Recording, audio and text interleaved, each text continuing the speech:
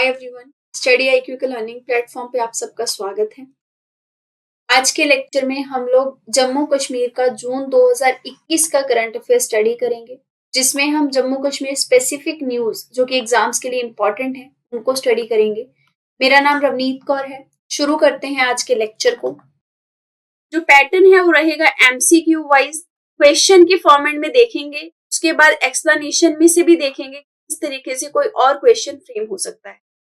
First question है, इन सारे options में से कौन सा ऐसा रेलवे प्रोजेक्ट है जिसको कि नॉर्दर्न रेलवेज ने एज अ माइलस्टोन कहा है और ये प्रोजेक्ट आपका कौरी विलेज में है।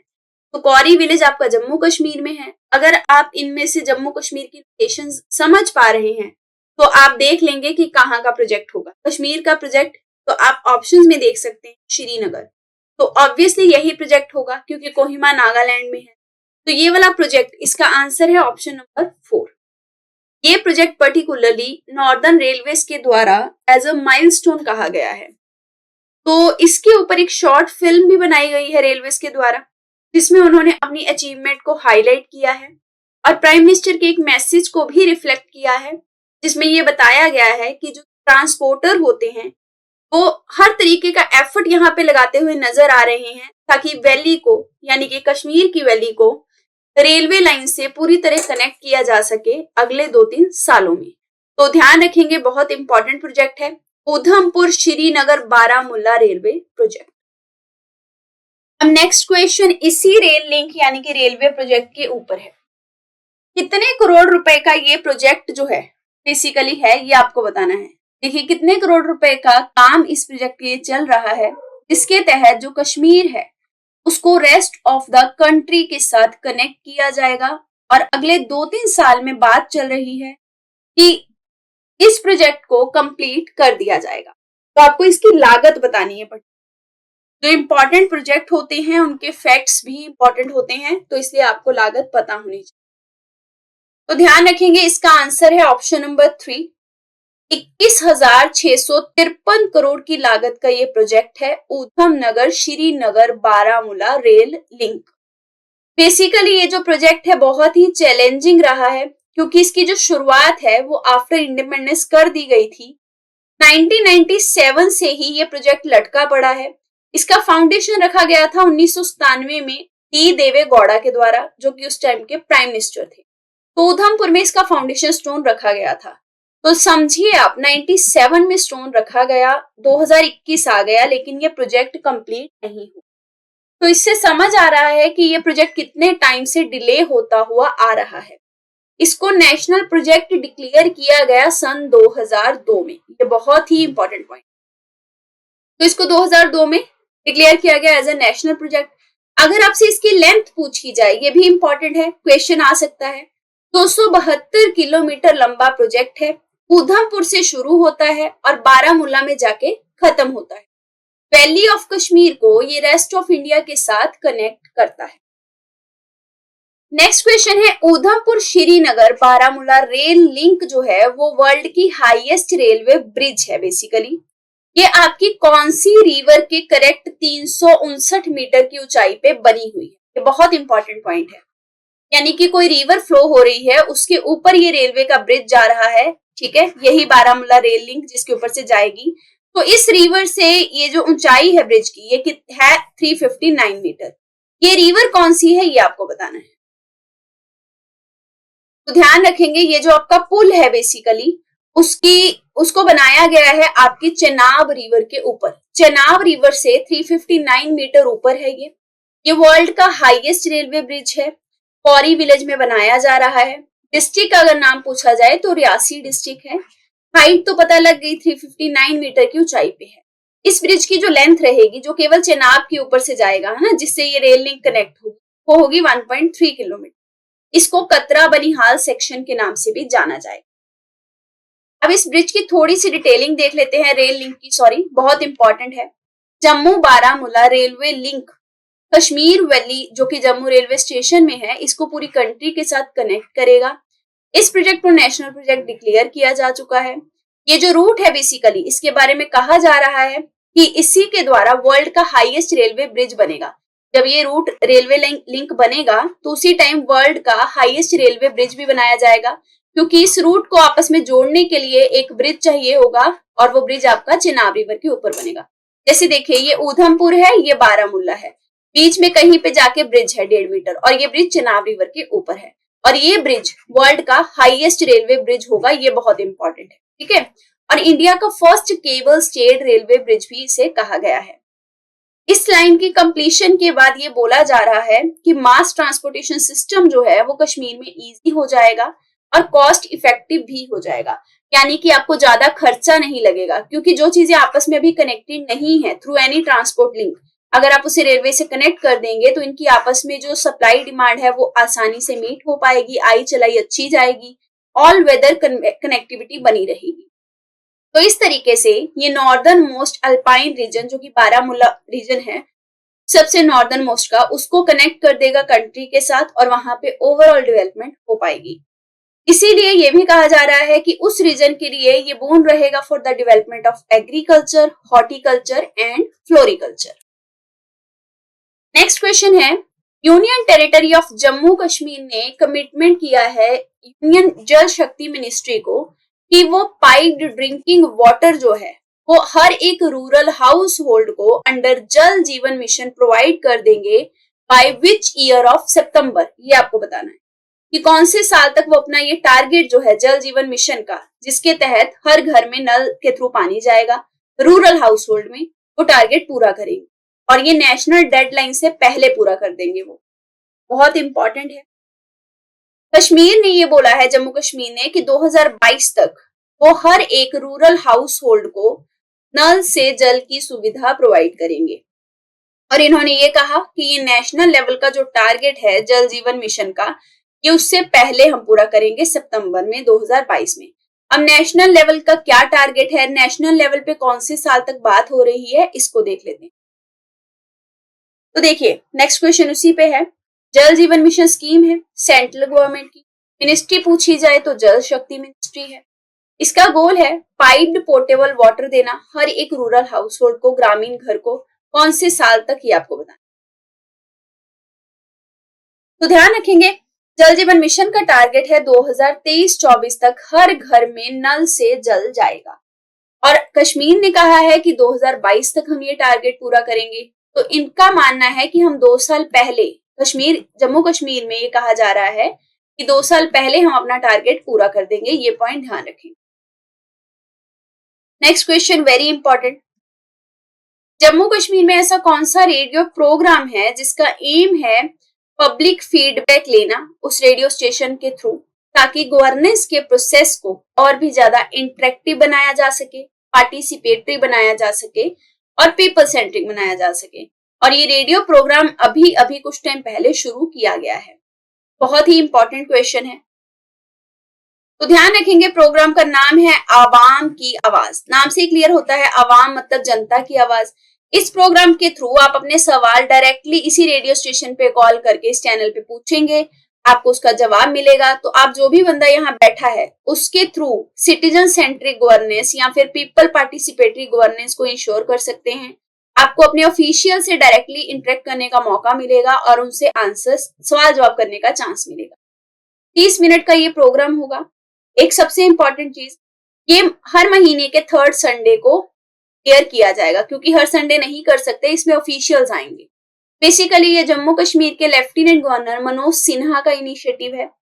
इस टाइम के प्रोग्राम पे जब सबसे पहली बार एयर हुआ था तो सिन्हा ने बहुत सारी इंपॉर्टेंट चीजें बताई। उन्होंने ये कहा कि किसी भी इंस्टीट्यूशन की या किसी भी स्टेट की, यूटी की जो डेवलपमेंट है बेसिकली वो लोगों की ही एस्पिरेशंस का रिफ्लेक्शन होती हैं। तो जो भी पॉलिसीज बनाई जाएं वो इस तरीके से होनी चाहिए कि जो लोग चाहते हैं वो उन पॉलिसीज में रिफ्लेक्ट हो।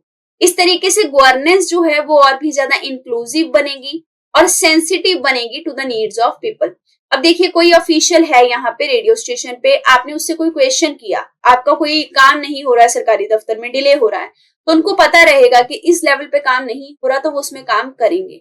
तो इस तरीके से जो ऑफिशियल्स हैं वो सेंसिटिव हो जाएंगे आपकी नीड्स को लेके, आपकी जरूरतों को लेके, तो वो उसे पूरा करने का प्रयास करेंगे। नेक्स्ट क्वेश्चन है, Jammu Srinagar national highway news में था, इस हाईवे की लेंथ कितनी है ये आपको बताना है। This is also important. तो ध्यान रखेंगे इस हाईवे की जो लेंथ है बेसिकली वो है आपकी 270 किलोमीटर। अब ये न्यूज में क्यों था?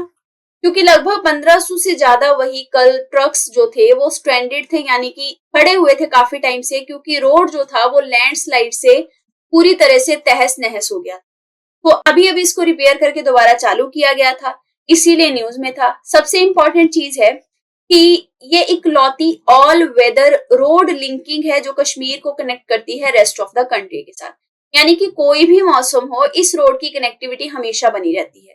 वरना बहुत सारी जो रोड्स हैं जो कश्मीर को जाती हैं उनमें कभी बर्फबारी से खराब हो जाता है, कभी तूफान आ जाता है, लेकिन ये जो जम्मू श्रीनगर नेशनल हाईवे है ये ऑल वेदर रोड है कश्मीर को कनेक्ट करने वाली। नेक्स्ट क्वेश्चन है, लेफ्टिनेंट गवर्नर मनोज सिन्हा ने अनाउंस किया कि मोर देन 12,599 करोड़ रुपीस जो हैं वो जम्मू कश्मीर में किसी एक पर्टिकुलर सेक्शन की मतलब ओवरऑल डेवलपमेंट के लिए रखा गया है। तो कौन से प्लान की डेवलपमेंट के लिए इतना अमाउंट अलग से रखा गया है ये आपको बताना।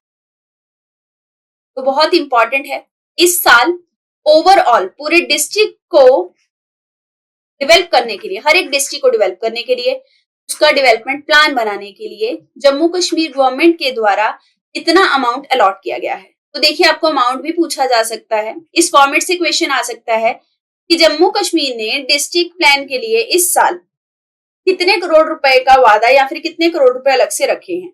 तो 12,599 करोड़ से भी ज्यादा रुपया केवल डिस्ट्रिक्ट प्लान को रखने के लिए, फॉर्मुलेट करने के लिए रखा गया है।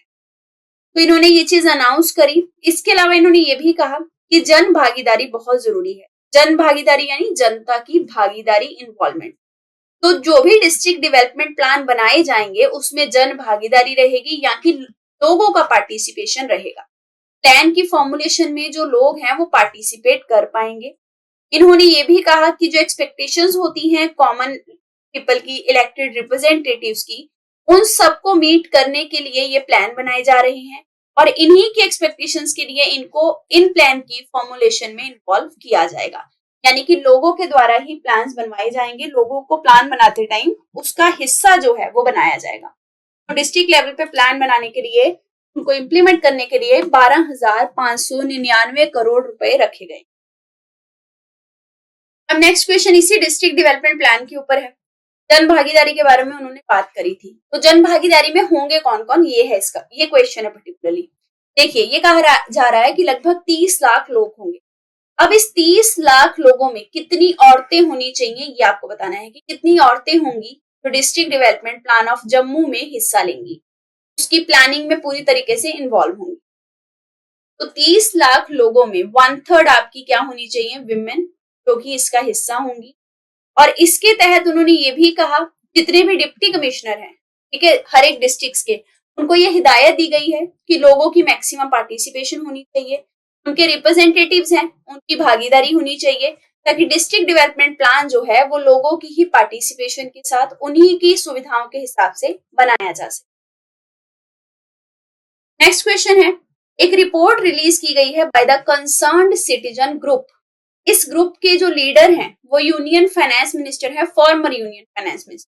आपको उनका नाम बताना है जिनके द्वारा ये ग्रुप जो है उसको लीड किया गया था बेसिकली रिपोर्ट बनाते टाइम। ये जो रिपोर्ट है ग्रुप की, इसमें ये चीज बताई गई है कि आर्टिकल 370 जो है जिसको रिवोक किया गया था, उसकी रिफ्लेक्शन, उसका जो गुस्सा है वो अभी भी यूथ में रिफ्लेक्ट हो रहा है। इस रिपोर्ट में ये सारी बातें बताई गई हैं, तो इसलिए रिपोर्ट इंपॉर्टेंट है। कंसर्न सिटीजन ग्रुप जो रिपोर्ट रिलीज हुई है, इस ग्रुप के लीडर कौन थे जिन्होंने रिपोर्ट को लीड किया था बनाते टाइम? ये आपके former union finance minister Yashwant Sinha थे। बेसिकली इन्होंने ये कहा कि कश्मीर जो है वो दिख रहा है कि नॉर्मलिसी की तरफ चला गया है, हर कुछ नॉर्मल हो गया है आफ्टर रिवोकेशन ऑफ आर्टिकल 370। लेकिन एक्चुअल में ये कह रहे हैं कि अभी भी गुस्सा जो है वो लोगों के बीच में गया नहीं है, जाहिर होता है। तो इन्होंने ये रिपोर्ट जो है अपने सिटीजन ग्रुप के द्वारा रिलीज करी और इस ग्रुप को इन्होंने ही लीड किया था रिपोर्ट बनाते time. Next question very very important, UAPA यानी कि अनलॉ एक्टिविटी प्रिवेंशन एक्ट, ये बेसिकली कौन से साल में पास किया गया था, जिसका एम क्या था, अनलॉफुल एक्टिविटीज को पूरे तरीके से इंडिया में प्रिवेंट करना, रोकना, ताकि कोई भी ऐसी एसोसिएशन नहीं बन पाए जो किसी भी तरीके की इलीगल एक्टिविटी कर रही है। तो अनलॉफुल एक्टिविटी प्रिवेंशन एक्ट जो है उसको 1967 में पास किया गया था। अब ये न्यूज में क्यों था, हम क्यों कवर कर रहे हैं, क्योंकि एक women special police officer Kulgam district से थी, बेसिकली उनको अरेस्ट किया गया क्योंकि वो टेररिज्म को ग्लोरीफाई कर रही थी और उनके जो तरीके थे वो गवर्नमेंट ऑफिशियल्स को डिस्ट्रैक्ट कर रहे थे, ऑब्स्ट्रक्ट कर रहे थे और ऑफिशियल्स अपनी ड्यूटी प्रॉपरली परफॉर्म नहीं कर पा रहे थे। तो इसकी वजह से उन्हें यूएपीए यानी कि अनलॉफुल एक्टिविटी प्रिवेंशन एक्ट के तहत अरेस्ट किया गया।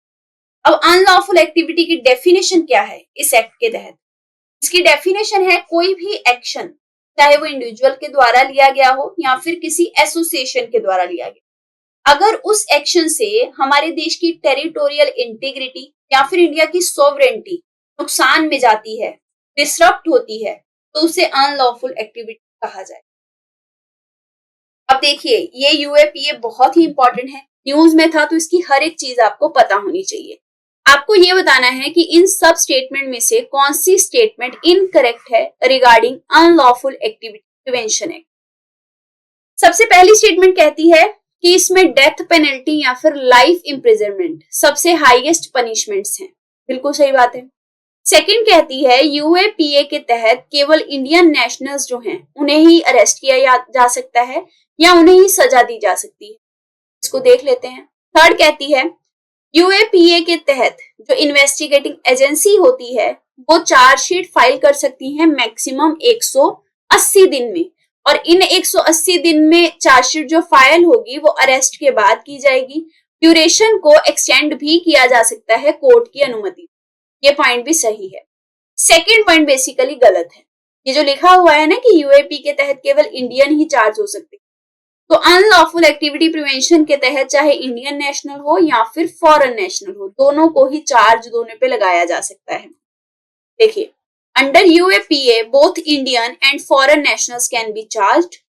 ये हर एक ऑफेंडर्स को, चाहे वो फॉरेन से है चाहे इंडिया से, सेम तरीके से ही डील करेगा, सेम तरीके से इफेक्ट करेगा।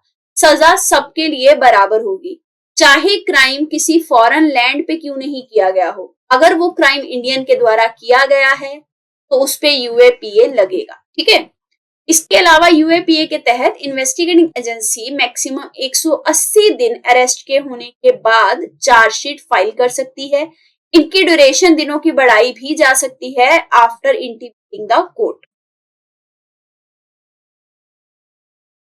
नेक्स्ट क्वेश्चन है, इन सारे ऑप्शंस में से कौन सी ऐसी पर्सनैलिटी है, बहुत ही फेमस पर्सनैलिटी है, जिन्होंने आर्टिकल 370 को इंक्लूड करने के लिए अपोज किया था और रेजिस्ट किया था कि इसको हमें कॉन्स्टिट्यूशन में नहीं डालना चाहिए क्योंकि ये पॉलिटिकल इंटीग्रिटी, यूनिटी और डाइवर्सिटी ऑफ कंट्री को सही तरीके से नहीं रख पाएगा, अपहोल्ड नहीं कर पाएगा।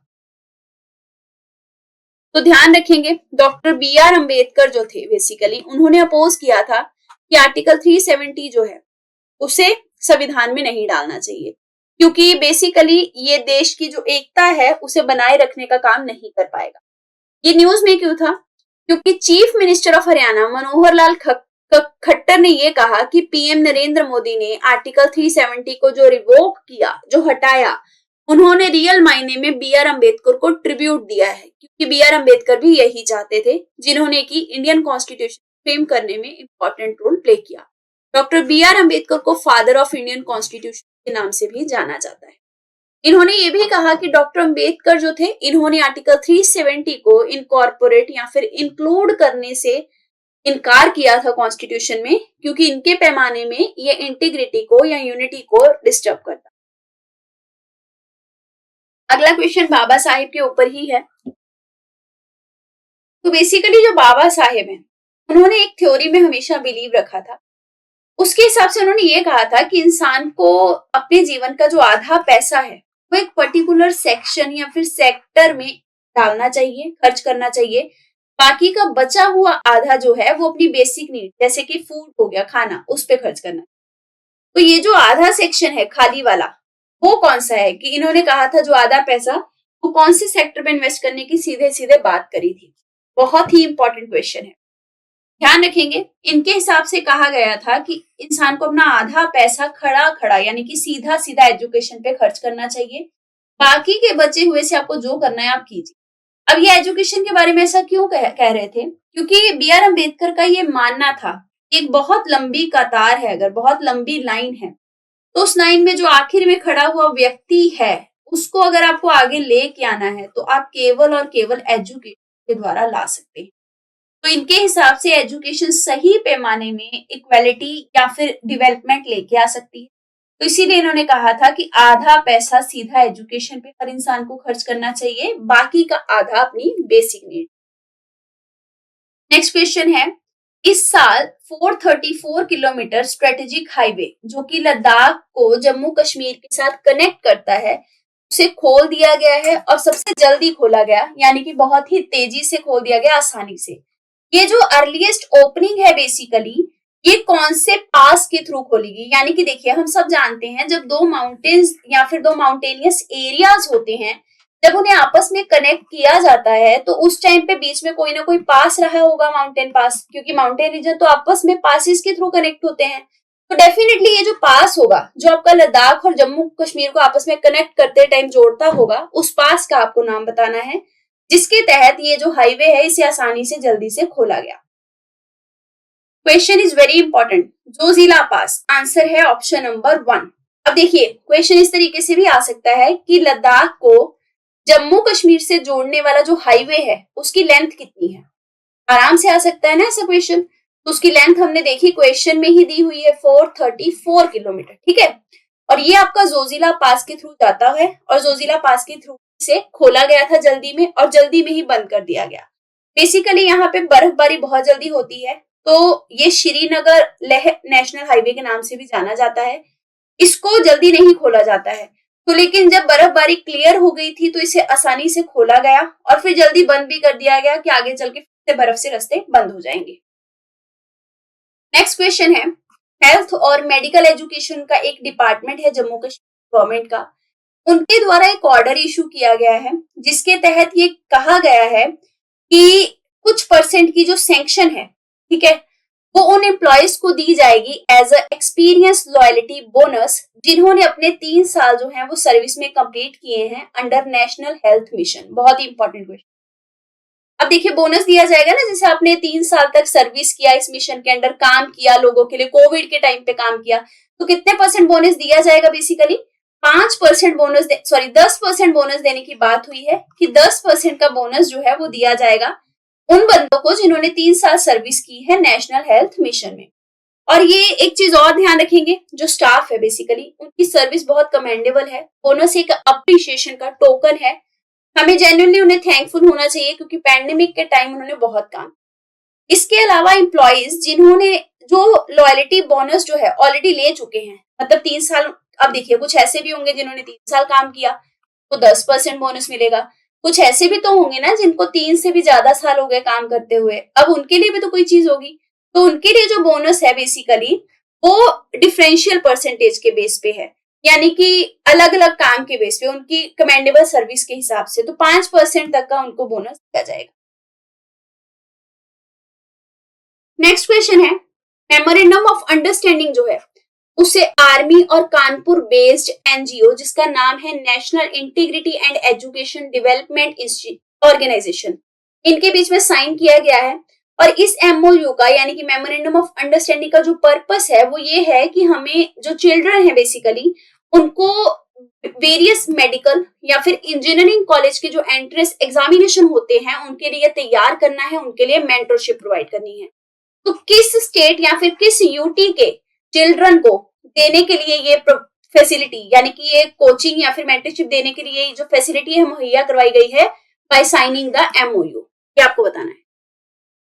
Question is very important. तो ये एमओयू बेसिकली लद्दाख के जो आर्मी वाले पर्संस हैं उनके द्वारा साइन किया गया है कानपुर की एक एनजीओ के साथ, इसके तहत लद्दाख के जो बच्चे हैं जो मेडिकल या फिर इंजीनियरिंग कॉलेज का एंट्रेंस एग्जाम देना चाहते हैं लेकिन वो कोचिंग वगैरह अफोर्ड नहीं कर सकते, तो उनको फ्री की मेंटरशिप या फिर गाइडेंस जो है वो मुहैया करवाई जाएगी।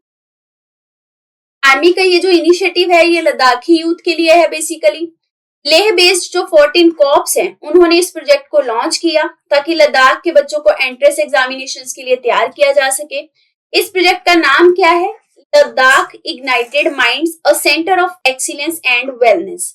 ये project basically full time residential programme है जिसके तहत जो बच्चा अगर कोचिंग या मेंटरशिप लेने आ रहा है तो 12 महीने के लिए उसे रिहाइश भी दी जाएगी, कोचिंग भी दी जाएगी। और जो आर्मी है बेसिकली वो सारे ऑपरेशंस को देखेगी, मैनेज करेगी, और इसके लिए हिंदुस्तान पेट्रोलियम कॉर्पोरेशन लिमिटेड जो है वो फंडिंग प्रोवाइड करेगी। तो ये पॉइंट ध्यान रखेंगे कि फंडिंग कौन दे रहा है। नेक्स्ट क्वेश्चन है, council of scientific and industrial research, Indian institute of integrative medicine, ये कौन सी जगह पे लोकेटेड है ये आपको बताना है। ये न्यूज में था बेसिकली। तो ये आपका जम्मू बेस्ड है, जम्मू में लोकेटेड है। अब ये न्यूज में क्यों था? इंडियन एयरफोर्स ने लद्दाख मेडिकल इक्विपमेंट जो है उनको एयरलिफ्ट किया है। 1700 केजी तक के मेडिकल इक्विपमेंट जो है वो लद्दाख को बेसिकली प्रोवाइड किए गए हैं इंडियन एयरफोर्स के द्वारा। अब ये जो इक्विपमेंट है बेसिकली इनको इसी जम्मू के इंस्टीट्यूट से लिया गया है, यानी कि ये इक्विपमेंट जम्मू के इस इंस्टीट्यूट ने प्रोवाइड किए हैं। इन सारे इक्विपमेंट की जो कीमत है, लागत है, वो 1 करोड़ रुपया थी। तो मेडिकल फैसिलिटी या फिर कोविड के टाइम पे मेडिकल असिस्टेंस देने के लिए जम्मू के इस इंस्टीट्यूट की तरफ से एक आप बोल सकते हो सहायक कदम है और लद्दाख के लोगों को ये चीज प्रोवाइड कराएगी। नेक्स्ट क्वेश्चन है, जम्मू की जो पुलिस है उन्होंने कहा है कि हम कुछ विमेन हेल्प डेस्क जो हैं वो कश्मीर के पुलिस स्टेशन में इस्टेब्लिश करेंगे ताकि ये सारे पुलिस स्टेशन विमेन फ्रेंडली हो सके और एक्सेसिबल हो सके सारी औरतों को। तो कितने ऐसे हेल्प डेस्क जो हैं वो सेटअप किए जाएंगे ये आपको बताना इंपॉर्टेंट है ये क्वेश्चन। लगभग 59 हेल्प डेस्क जो हैं उनको इस्टेब्लिश किया जाएगा और ये विमेन हेल्प डेस्क होंगे जिसमें अगर आप जाएंगे तो विमेन बैठी होंगी आपकी असिस्टेंस के लिए। कोई कंप्लेंट हो आप दर्ज करा सकते हैं। थोड़ा फ्रेंडली पुलिस बनाने का ये एक जरिया है। बेसिकली ये डेस्क फर्स्ट और सिंगल पॉइंट ऑफ कांटेक्ट होंगे। अगर कोई भी औरत पुलिस स्टेशन में आती है तो सबसे पहले वो इसी डेस्क पे जाके बात कर पाएंगी। और जो हेड हैं बेसिकली हेल्प डेस्क पे वो भी आपकी विमेन पुलिस ऑफिशियल ही होंगी जिनको प्रॉपर ट्रेनिंग दी जाएगी। ये सारी बातें जो आईजीपी हैं कश्मीर के उन्होंने बताई। और अगर आपसे पूछा जाए कि आईजीपी कौन है कश्मीर के तो वो विजय कुमार है। ठीक है, तो इन्होंने ये कहा है कि जो विमेन है जो कि उनकी तरफ आ रही हैं, अप्रोच कर रही हैं, ये उनको आसानी से फ्रेंडली बिहेवियर देने के लिए डेस्क बनाए जा रहे हैं ताकि उनको पुलिस का रवैया, पुलिस का बिहेवियर समझ आए और पुलिस जो है वो फ्रेंडली और पब्लिक सर्वेंट की तरह काम कर सके। नेक्स्ट क्वेश्चन है, बॉर्डर रोड ऑर्गेनाइजेशन ने 160 फुट लंबा बेली ब्रिज जो है उसे कंस्ट्रक्ट किया है ऑन आपकी तरनाथ रिवर। तरना रिवर बेसिकली इसे बोलते हैं। ये जो ब्रिज है ये तरना रिवर पे बना है। ये ब्रिज सकोल विलेज है एक प्रॉपर स्टेट का, उसको जम्मू के साथ जोड़ेगा। तो ये जो स्कोल विलेज है ये कौन सी स्टेट का है जिसको जम्मू के साथ आपका ये बेली ब्रिज जो है ये कनेक्ट करेगा। बहुत इंपॉर्टेंट ध्यान रखेंगे, स्कोल आपका विलेज है पंजाब का। इस विलेज को जम्मू के साथ आपका बेली ब्रिज कनेक्ट करेगा। 160 फुट लंबा है बेसिकली। और रिवर कौन सी है जिसपे ये लोकेटेड है? तरना रिवर पे। ठीक है, ये ब्रिज बेसिकली वहां के लोगों को लाइफ लाइन प्रोवाइड करेगा क्योंकि जब ये ब्रिज नहीं होता है तो उनके लिए कंडीशंस मुश्किल हो जाती हैं, वो आराम से आ जा नहीं सकते। अगर ब्रिज की पर्टिकुलर लोकेशन पूछी जाए तो ये आपका लोकेटेड है चडवाल, सांजीमोर, हरी चाक, पहाड़पुर और सिंबल स्ट्रेच के ऊपर। रिवर ध्यान रखेंगे तरना रिवर। ठीक है, हर साल ब्रिज चाहिए होता है क्योंकि जो रिवर है वो कई बार मानसून पे पानी से ब्रिज जो है उसे बहा के ले जाती है। तो हर बार ब्रिज जो है वो बीआरओ यानी कि बॉर्डर रोड ऑर्गेनाइजेशन के द्वारा बनाया जाता है। लेकिन इस ब्रिज के बारे में कहा जा रहा है कि ये ऑल वेदर कनेक्टिविटी देगा दोनों रीजन्स को। नेक्स्ट क्वेश्चन है, जम्मू एंड कश्मीर गवर्नमेंट जो है बेसिकली उन्होंने स्पेशल टास्क फोर्स बनाई है to scrutinise cases of employees allegedly involve in anti national. तो मतलब अपने एम्प्लॉयज को ये देखने के लिए जो भी एम्प्लॉयज एंटी नेशनल एक्टिविटीज में इन्वॉल्व हैं उनके ऊपर निगरानी रखने के लिए ये स्पेशल टास्क फोर्स बनाई गई है। इसको चेयर कौन कर रहा है इस टास्क फोर्स को ये आपको बताना। तो ये टास्क फोर्स जो है, जो कि देखेगी हर एक एम्प्लॉय को जो कि एंटी नेशनल एक्टिविटी इन्वॉल्व है कि नहीं है, उसको चेयर करेंगे टास्क फोर्स को R स्वाइन, ठीक है। और अगर बात करें तो जो भी पाया जाएगा बंदा, अगर गवर्नमेंट एम्प्लॉय है, जो भी अगर टेरर एक्टिविटीज में इन्वॉल्व है तो उसके अगेंस्ट एक्शन भी लिया जाएगा। टेरर मॉनिटरिंग ग्रुप भी बनाया जाएगा जो कि मॉनिटर करेगा डिफरेंट एक्टिविटीज को और हर एक गवर्नमेंट एम्प्लॉइज की एक्टिविटीज पे नजर रखेगा। इसके अलावा कुछ और मेंबर्स हैं, हेड तो हमने देख लिए, क्राइम इन्वेस्टिगेशन डिपार्टमेंट के हेड है ये R स्वाइन, जो इस स्पेशल टास्क फोर्स को हेड करेंगे। कुछ और मेंबर्स हैं जैसे कि representative of home department, law department, justice and parliamentary affair department and department of employ under investigation. Next question है, जम्मू एंड कश्मीर ने ये कहा है कि अभी अभी वो जल्दी से कुछ मेंबर क्राइसिस मैनेजमेंट ग्रुप जो है वो बनाएंगे ताकि वो ग्रुप देख पाए कि जो स्टेट है यानी यूटी है उसमें किस तरीके से कोरोना जो है, कोविड जो है, उसे कंट्रोल किया जा रहा है, किस तरीके से उससे लड़ने के लिए डिफरेंट एक्टिविटीज परफॉर्म की जा रही हैं या फिर मिटिगेशन मेजर्स लिए जा रहे हैं और डिसीज के स्प्रेड को रोकने के लिए काम चल रहा है। जम्मू कश्मीर ने जो कमेटी बनाई है या जो ग्रुप बनाया है वो जो सारी एक्टिविटी जो है कोविड की उसे मॉनिटर करेगा, वो है आपका 5 मेंबर ग्रुप, ठीक है। और ये 5 मेंबर ग्रुप के अगर मेंबर्स आपसे पूछे जाएं तो इसमें चीफ सेक्रेटरी होंगे, फाइनेंशियल कमिश्नर्स होंगे जो कि फाइनेंस, हेल्थ और मेडिकल एजुकेशन से होंगे, होम सेक्रेटरी होंगे, प्रिंसिपल सेक्रेटरी होंगे, पब्लिक वर्क डिपार्टमेंट के कुछ मेंबर्स होंगे।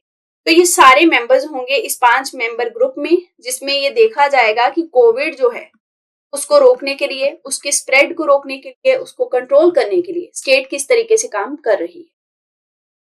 नेक्स्ट क्वेश्चन वेरी इंपॉर्टेंट, ये है सांबा डिस्ट्रिक्ट के ऊपर। सांबा डिस्ट्रिक्ट न्यूज में था, तो जब सांबा डिस्ट्रिक्ट अलग डिस्ट्रिक्ट बना उससे पहले ये जम्मू के कौन से डिस्ट्रिक्ट का पार्ट हुआ करता था, ये आपको बताना। तो ये सांबा डिस्ट्रिक्ट अलग होने से पहले आपके कठुआ डिस्ट्रिक्ट का पार्ट हुआ करता था। ये न्यूज में क्यों था, क्योंकि जो आपका बॉर्डर है सांबा डिस्ट्रिक्ट में जो पाकिस्तान से टच होता है, वहां ये कहा गया फिर से फायरिंग शुरू। सांबा डिस्ट्रिक्ट बेसिकली 2006 में बनाया गया था सेपरेट डिस्ट्रिक्ट के तौर पे, उससे पहले ये जम्मू डिस्ट्रिक्ट और कठुआ डिस्ट्रिक्ट का पार्ट था। नेक्स्ट क्वेश्चन है, जो इंडिया पाकिस्तान है उन्होंने सीज फायर अग्रीमेंट साइन किया था, यानी कि गोलाबंदी नहीं की जाएगी, गोलीबारी, उसका अग्रीमेंट, ये कौन से साल में साइन किया गया था, ये आपको बताना है। अब देखिए फायरिंग हुई है सांबा डिस्ट्रिक्ट के बॉर्डर पे, तो इसीलिए क्वेश्चन कर रहे हैं हम, लेकिन इस सीज फायर अग्रीमेंट को कोई भी फॉलो आसानी से नहीं कर पा रहा। तो ये आपका सीज फायर अग्रीमेंट साइन हुआ था सन 2005 में, वेरी इंपॉर्टेंट। नेक्स्ट क्वेश्चन है, जम्मू कश्मीर के जो गवर्नर है 1984 में वो कौन अपॉइंट हुए थे और इन्होंने अपना 5 साल का टेन्योर भी कंप्लीट किया था, क्योंकि बहुत रेयर होता था कि अपॉइंटमेंट के बाद टेन्योर कंप्लीट हो पाए, क्योंकि बहुत सेंसिटिव एरिया था। तो ध्यान रखेंगे 1984 में आपके जगमोहन मल्होत्रा जो थे वो जम्मू कश्मीर के गवर्नर थे। अब इनके बारे में क्यों पढ़ रहे हैं, क्योंकि रिसेंटली इनकी डेथ हो गई है, ये 93 इयर्स ओल्ड थे बेसिकली। ये 2 बार जम्मू कश्मीर के गवर्नर बने, एक बार 1984 में और एक बार 1990 में, ठीक है। इन्होंने अपना करियर एज अ ब्यूरोक्रेट शुरू किया था, बहुत सारे टफ टाइम्स देखे, लेकिन इन्होंने बहुत एफिशिएंट एडमिनिस्ट्रेटर के तौर पे काम किया। इसके अलावा इन्होंने लेफ्टिनेंट गवर्नर ऑफ दिल्ली और यूनियन मिनिस्टर की भूमिका भी निभाई। नेक्स्ट क्वेश्चन है, बीजेपी के लीडर और फॉर्मर एमएलसी जिनका नाम है विक्रम रंधावा, इन्होंने ये डिमांड किया कि सीबीआई जो है उसे इलीगल माइनिंग एक्टिविटीज जो कि एक रिवर के पास चल रही हैं उनके ऊपर कार्रवाई करनी चाहिए, उनके ऊपर इन्वेस्टिगेशन करनी चाहिए। और ये रिवर है जम्मू कश्मीर की, तो कौन सी रिवर के पास इलीगल माइनिंग जो है उसे रिपोर्ट किया गया है और उसके ऊपर इंक्वायरी की मांग की गई है। तो ये आपकी तावी रिवर है जम्मू कश्मीर की, बेसिकली ये जम्मू सिटी से फ्लो होते हुए जाती है। सबसे इंपॉर्टेंट चीज, ये रिवर चेनाब की लेफ्ट बैंक ट्रिब्यूटरी है, वेरी इंपॉर्टेंट। तो इसी के साथ ये लेक्चर जो है खत्म होता है। अगर आपकी क्वेरी हो तो आप इन कॉन्टेक्ट नंबर्स पे कॉन्टेक्ट कर सकते हैं। पढ़ते रहिए, all the best, thank you very much.